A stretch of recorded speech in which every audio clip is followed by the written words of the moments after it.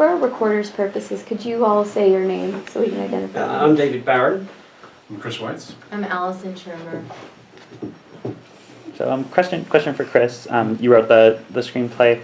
This version of Cinderella is kind of uniquely Charles Perrault, but also uniquely the Disney 1950 version, which in turn was kind of adapted from Perrault's version more than any other. Right. So what was that like, trying to take, what Disney had changed from Perrault, but also what Perrault had done in his version, and make this new version? Well, I think it was...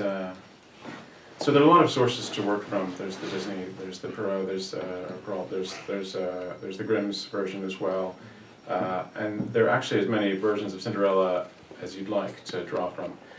So I first just sort of wanted to steep myself in the various versions, and then to sort of put them away and have a go at it in a way that was respectful and in fact loving of the 1951 animated version, but in which I felt free to add and expand in various places. But I really wanted for that extrapolation to be in keeping with what people remember. People remember the Disney animated version, to be honest. And so for nothing in our version to ring untrue to the spirit of that, even though we were making some changes. For instance, we get to know the prince, we get to know a lot more about the stepmother. And because we get to know the prince, we understand that Cinderella isn't just falling in love with a guy who's really good looking, rich and powerful, but someone who's suffered some of the same things that she has, for instance. How was it for all of you to sort of be a part of the beginning process and then to see Lily and Richard and everybody bring those characters to life? Deeply rewarding. It's really satisfying. It's a wonderful thing to be part of. It's a huge responsibility to try and make a live-action version of such a beloved classic animation. So it's a little bit scary, but actually with Ken at the helm, Chris's lovely script, amazing script, and that cast, it was a really enjoyable journey to undertake. What was it about Cinderella, or even just doing a classic fairy tale and doing it with Disney, that attracted you guys to this project? Cinderella. I think for all of us sitting around the table, I mean, it's pretty much one of those stories that everybody knows. And I would say everybody loves. And so I think for all of us, and I can't speak for everybody, but I can certainly tell you my feeling about it when Disney called and said, we'd like you to come in and talk about producing this movie.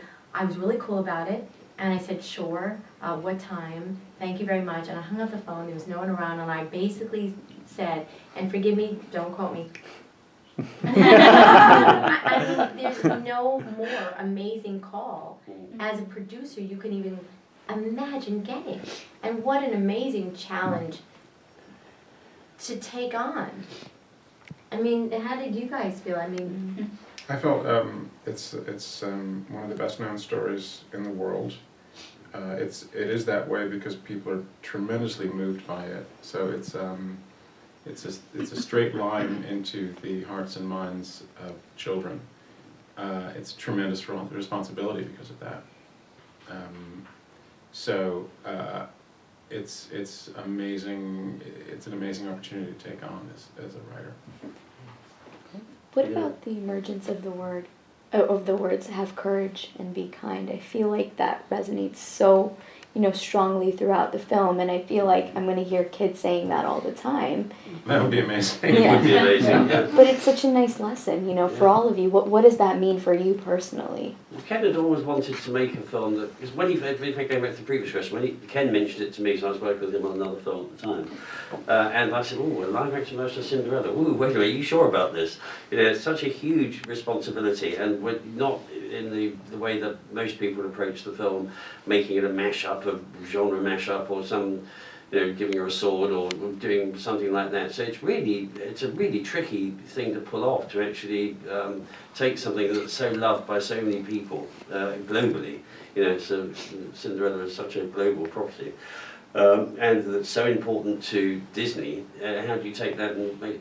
And he is a very convincing salesman, Ken. I wish it's my 7th film with him, I think. But he had this such a clear point of view about making a film that celebrated courage and kindness. And I thought, yeah, that's really great. If we can do that and pull that off, and make it courage and kindness something that resonates with people of all ages worldwide, then it's a really kind of incredible thing to be able to do. Well, Kate Blanchett does such a great job with Lady Tremaine, and it's such a huge deviation from the literally two-dimensional Lady Tremaine that's in a cartoon.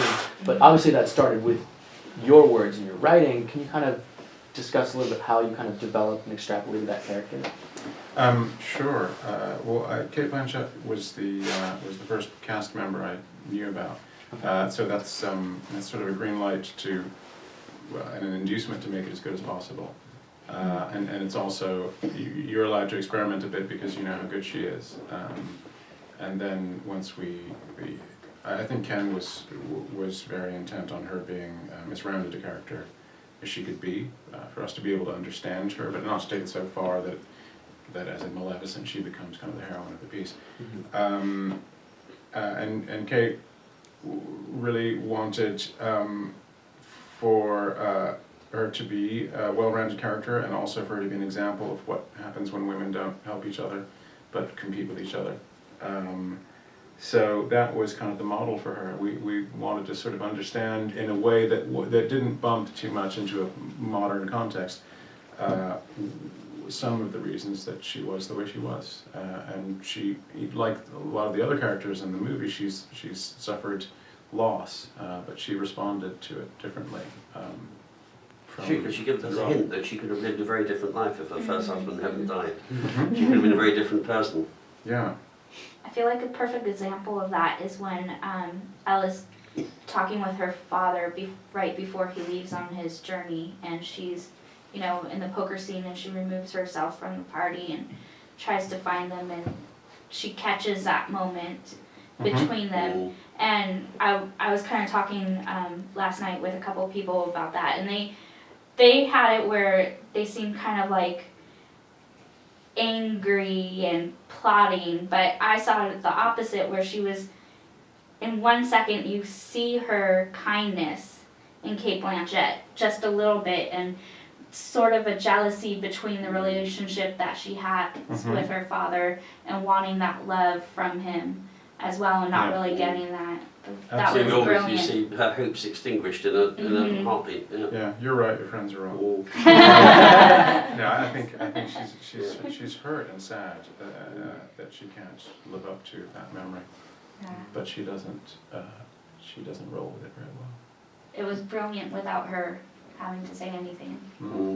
She's good. That's what you get with Kate Blanchett. Yeah. In terms of bringing this production to life, it looked, in every sense of the word, royal, you know, and I guess we can thank you and Dante Ferretti, you know. What was it like to work with him to make it look so elegant and to feel so real? It's a privilege. I've worked with Dante before, and he's the maestro. He's called, in Italy, he's known as the maestro, and he is in fact the maestro.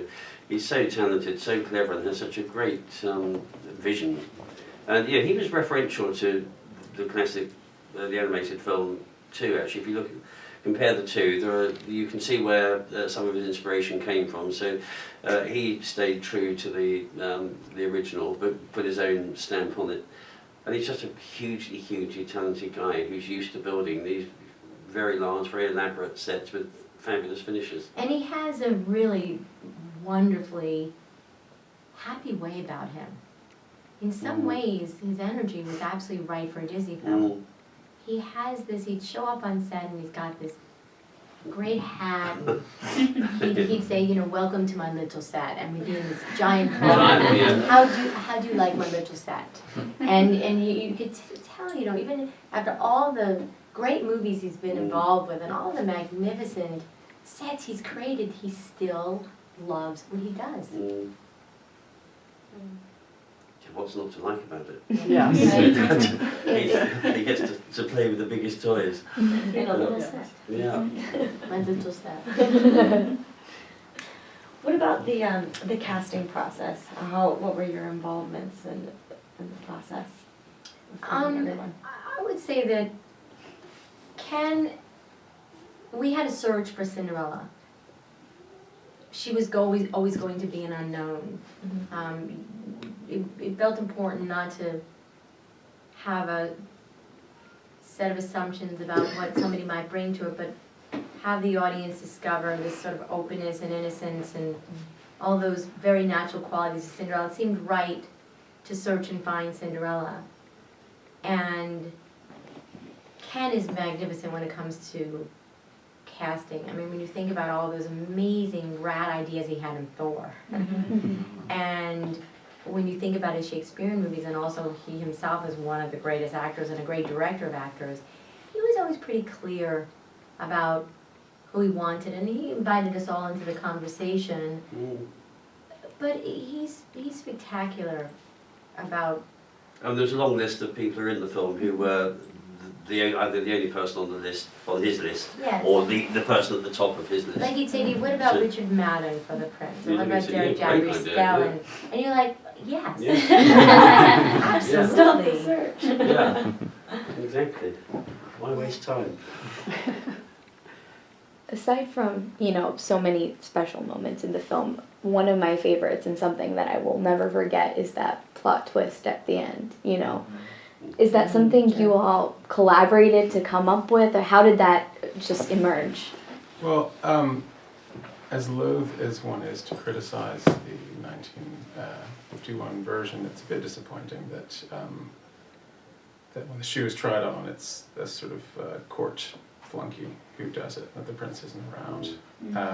I think that's it's a very modern, it's a very contemporary urge to have the most important people in the story there at the exact same time. And so then the question was, how are we going to get to it? I assume that's the twist you're talking about. So we thought, how are we going to figure this one out? And in the context of a kind of conspiracy, it made sense. And it was wildly romantic. Yes. Let's face it, Yeah. ladies. Very romantic that he was there. He said, I want to find her, and he meant it. One of my favorite moments in this version is at the end when she finally tells him her name and she says Cinderella, not Ella.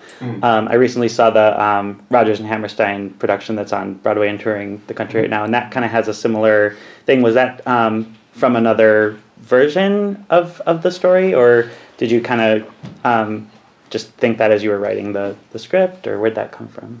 I think that we arrived at it, Ken and I did, because she was willing to accept the very worst that somebody could call her. So she kind of owns her. And once you can do that sort of thing, I guess the message is you can exceed it. So I didn't even know it was in the Rodgers and Hammerstein version. But Yeah, just the new one though, not the filmed versions from before, but the one that's on Broadway right now. They kind of do a similar thing where she is Ella, but she doesn't refer to herself that way until she gives him her name at the end. And it's this like proud defining moment. And I felt like that was in this too. I loved it. That's cool. I never saw it either, but it's playing in LA. I'm going to take my daughter. Yeah, it's coming around. We have time for one more question. So, in the end, when Cinderella forgives Lady Tremaine, what happens to Lady Tremaine after? What do you think happens to her? Well, in the Grimm version, I think she gets her eyes pecked out by birds. But, we sort of leave it up to the audience. I think The voiceover does say that she leaves the kingdom with the Grand Duke. But quite I bet on this stepmother. That's all I can tell. Yeah. We don't have a set story, but she's a Yeah. survivor. she's a survivor. I bet on her. She Yeah. left with those clothes. Yeah. She wasn't the wardrobe. Yeah, I bet on her. She took those trunks and she was out. So perhaps not a Cinderella Part 2 because we've wrapped it up as we were talking, but perhaps Lady Tremaine or Lady Shearmur. what happens to, is there a possibility of a revenge? With the Grand Duke. With the Grand Duke, yes. Honeymooners with Lady Oh, revenge, I need revenge. I love that you want a sequel. We have not gotten there yet, but we love that you guys want one. This is honest. We haven't discussed it. We just haven't, but we love the fact that there's an energy about it. But no, not yet. Maybe Lady Tremaine and her wardrobe. But as I mentioned before, The Lizard and the Goose. Right? but as I mentioned before, there is a possibility that it's not a no, it's not going to. We haven't discussed it, but there could. No, we'd be happy to explore it if someone wanted to explore it. I'm Yes. sure, yeah. Wonderful. Yes, Yeah. if the audience Wonderful. demands it, we love it. We demand it, we demand it. Yeah, exactly. Thanks, you guys. Thank you very Thank you much. so